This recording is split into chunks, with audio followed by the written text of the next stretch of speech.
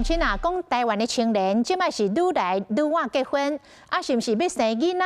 原来真考虑啊，晚婚晚生嘛影响到台湾的房地产产生三大变化。来看这个报道。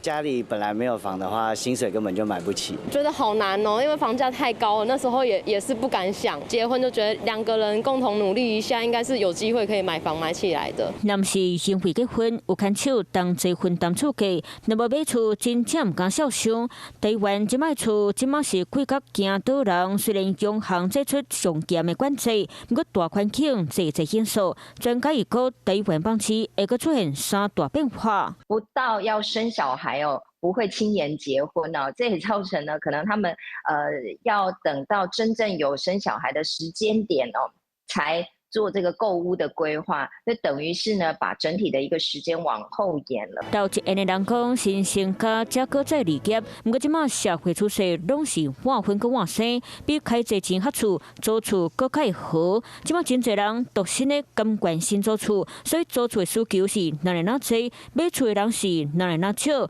建安方向嘛对了改变。以建案来说，其实现在蛮多都是以两房的小宅推案比较多。一方面呢，比较符合现在小家庭的需求；二方面呢，是这样子的个总价会比较低，也比较能够让小资家庭呢快速成家。来看六都结婚生囡仔平均年岁，无论男女，结婚年岁拢已经超过30岁。台北平均生囡仔年岁嘛比其他县市老上少一岁。大个月房贷压力已经6.5倍，将做六都头名。想要结婚生囡仔，佮买厝准备时间搁再拖长。台湾慢慢进入大龄夫妻高龄爸母的世代，连带影响房市结果。民众对人生大事规划，想的拢较紧，要做拢真恶。